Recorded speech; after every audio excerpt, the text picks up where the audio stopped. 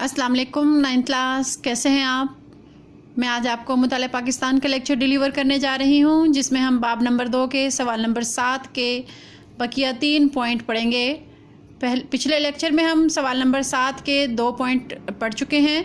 अब हम मज़ीद आगे तीसरा, चौथा और 5वां पॉइंट पढ़ेंगे। तो चलते हैं अपने लेसन की जानिब। जी, हमारे लॉन्ग क्वेश्चन नंबर 7 की तीसरी जो हेडिंग है वो है ज़िला कौंसिल। ज़िला यानी डिस्ट्रिक्ट कौंसिल। क्लियर। अब देखते हैं कि क्या है ये। ज़िला कौंसिल बुनियादी जमहूरियत के निज़ाम की तीसरी अहम मंजिल थी। क्लियर। ये ज़िला भर की यूनियन कौंसिलों, ये मैं साथ साथ आपको इस जो है ना वो मैप के ज़रिए से समझाती चलूँ। अब ज़िला कौंसिल जो है वो तीसरी मंजिल थी। क्या थी? तीसरी मंजिल थी इस निज़ाम की। ज़िला कौंसिल जो है वो ज़िले भर की तमाम यूनियन कौंसिलों, यूनियन कमेटी के मुंतखब चेयरमैनों, टाउन कमेटियों, म्यूनसिपल कमेटियों के चेयरमैनों, सरकारी अफसरों या फिर कंटोनमेंट बोर्डों के नायब सदर पर जो है ना वो मुश्तमिल थी। अब हर जो ज़िला कौंसिल के निस्फ अरकान नामज़द करदा होते थे। नामज़द करदा यानी उनको अलॉट किया जाता था। ठीक है। नामज़द करदा यानी सरकारी होते थे। और ज़िले के जो डिप्टी कमिश्नर या कलेक्टर होता है वो ज़िला कौंसिल का चेयरमैन होता था। यानी ज़िला कौंसिल का जो चेयरमैन है उसको किस नाम से पुकारा जाता था? ज़िला का डिप्टी कमिश्नर या फिर कलेक्टर। ठीक है। अब अगली हमारी जो हेडिंग है वो है डिविजनल कौंसिल।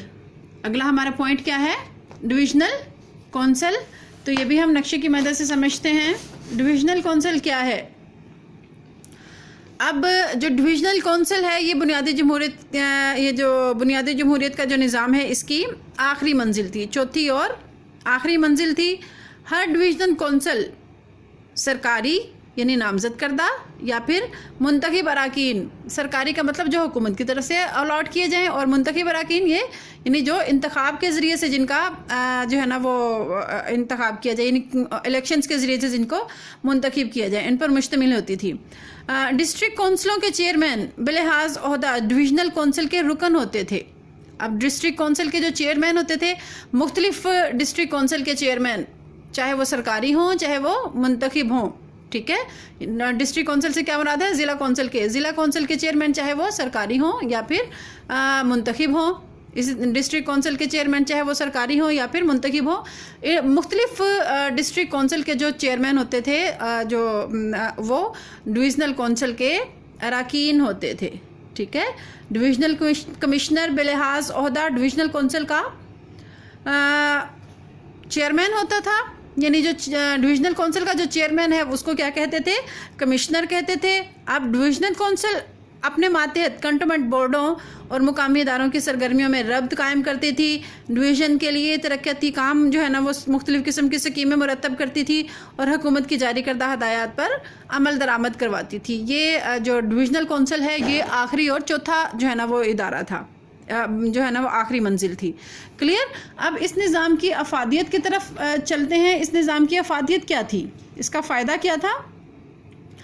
इस निज़ाम का मकसद अवामी सतह पर लोगों के मसाइल हल करना था। इस निज़ाम में गांव और मोहल्ले की सतह पर अवामी नुमाइंदों का इंतखाब किया जाता था। ये अवामी नुमाइंदे अपने इलाके के मसाइल से बखूबी आगाह होते थे। क्यों? क्योंकि वो इन्हीं के दरमियान के होते थे ना। यानी किसी गांव के अंदर से, किसी मोहल्ले के अंदर से जो है ना वो नुमाइंदा मुंतखब कर लिया जाता था, तो वो अपने ही इलाके के मसाइल से बखूबी आगाह होते थे और आवाम को जवाबदेह भी होते थे। इस निज़ाम के क़याम से लोगों के बुनियादी मसाइल की तरफ तवज्जो दी गई और इनके समाजी और फलाही बहबूद के लिए मंसूबे शुरू किए गए। जनरल अयूब खान ने बुनियादी जमहूरियतों के निज़ाम का हुक्मनामा 26 अक्टूबर 1959 को 1959 को जारी किया, जिसके नतीजे में दिसंबर 1959 में और जनवरी 1960 में मुल्क में इंतखाबात हुए, जिसमें 80,000 नुमाइंदों को मुंतखब किया गया। फरवरी 1960 में इन नुमाइंदों ने जनरल अयूब खान पर एतमाद का इजहार किया। इस तरह 17 फरवरी 1960 को जनरल अयूब खान ने सदर पाकिस्तान की हैसियत से हलफ उठाया। यहाँ तक जो है वो आपका लॉन्ग क्वेश्चन नंबर 7 था। मुझे उम्मीद है आपको समझ आ गई होगी। आज जो बकिया 3 हेडिंग्स थी वो आपने अच्छे से याद कर लेनी है। ठीक है। Okay, take care.